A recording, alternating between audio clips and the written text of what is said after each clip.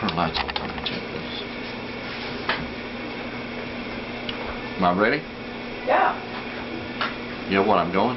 Yeah. Okay. Duh. I will never understand the heart of the wicked. No, not her. That wasn't fun. I will never understand the people who forsake God's way. Listen to this. And yeah, today it's going to be more about Mr. Obama and his gun rules. The NIV says, those who forsake the instruction praise the wicked. But those who heed, it resists them. You know, after a while, after you've been away from the standard of right for so long, the only thing that really matters to you is what your buddies think, what my peers think, what is important to them. The most important thing to the people around me. They're not really looking to that day when they will stand before their Maker on Judgment Day, giving an answer to, why did you do this? Why did you do that thing which was wrong in my eyes?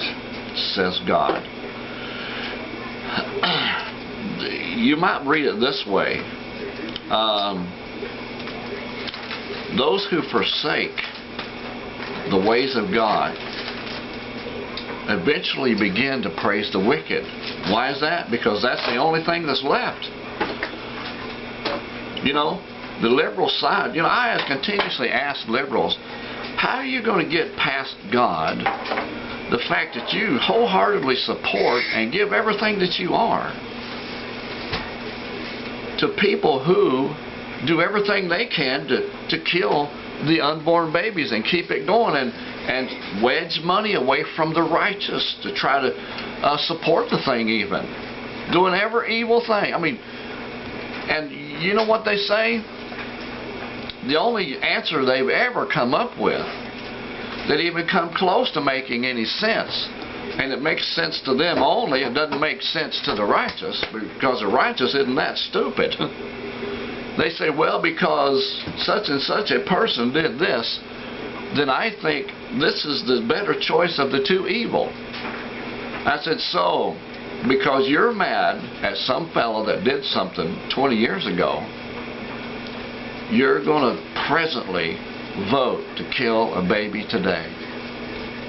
See what I'm saying? Makes no sense. And that's what the Bible says right here. They that forsake the law praise the wicked, but such as keep the law contend with them. They take up arms with them. They contend. They take up arms with the righteous. And it's a slow process. Listen, America didn't get where it was in one day, or where it is in one day. This thing with the gun control, you know, I've been looking at it here for about the past half hour. I haven't really looked at, you know, Obama, like always, what I've read here so far is that he was very careful not to mention ISIS. He was very careful not to mention Muslims. He was very careful not to mention the word terrorist. I had seen it nowhere in this news report on MSN here. And if he did, I guarantee you that it wasn't in a way that it was condemning to them, because he's preaching that America has no problem with Islamic terrorists. And I guarantee you that's another word he did not use today, Islam, unless he used it in a way that was non-condemning to Islam. Guarantee it. I guarantee it. And I haven't even heard it all yet. Write me back and let me know if that's the fact or not, okay?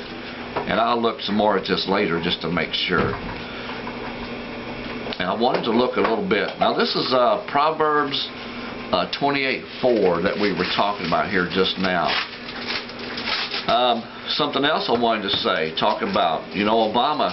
Now he used Sandy, the Hurricane Sandy, to gain compassion. And I put that on my Facebook today, a picture of that and some stuff I wanted to say about that. He used it as a compassion.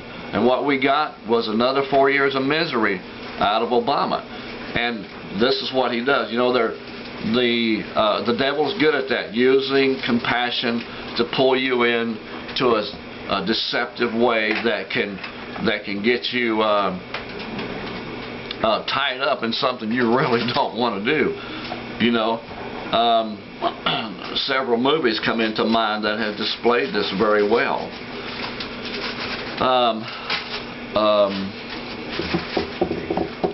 That new Frog Princess is a good one. It's animated, but go look at it, man. It's got a good principle there. And there's a bunch more. Anyway, and you know, one of the oldest things in the movie script that they used to use, today it's all sex, violence, and shooting. But one of the things they used to use is that, especially with things like Twilight Zone and Alfred Hitchcock, they would pull you into a deceptive way. I remember this one where these fellows went into a space and they were going to explore on the planet Mars. They had did something to cause the oxygen to grow on the planet. They got up there and they were running out of air, and they all thought they were going to die. Well, this one fellow, he was walking along a steep cliff, and he pushed his fellow soldier. He pushed him over the hill and killed him.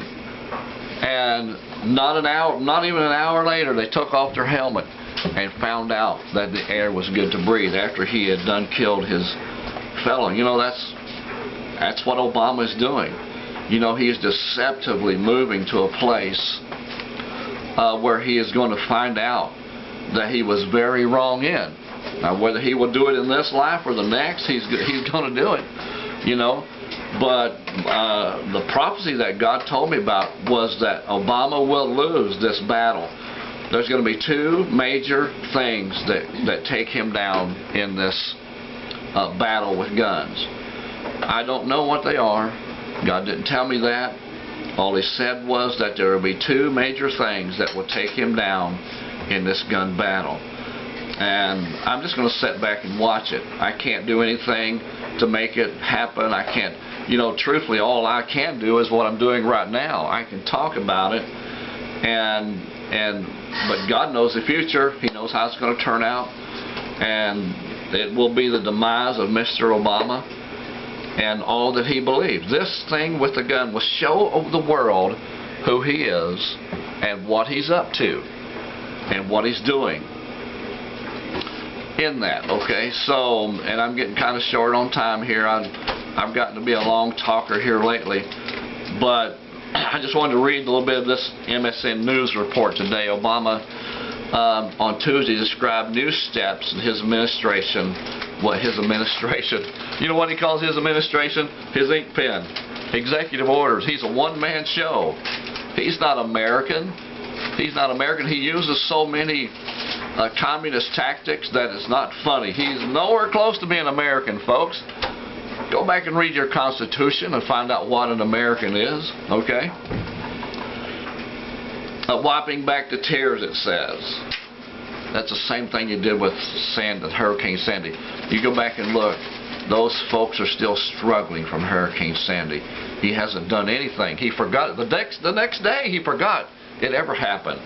You know, unless it was brought up in a news conference, he ain't concerned about it. If it can't get him forward in what he is doing, in his plight on America to become the next supreme ruler, then he is not concerned about it. Alrighty? Okay. That's the bell that says it's time to go. Alright, God bless you. We'll see you again. Listen, pray. Pray for America. Christians, stand up. Stand up and pray for America. And we are going to win this thing, but we got to stand up. The Americans, we have to fight. Alright. God bless. We'll see you next time. Another great message, Crossing the Middle Ministry.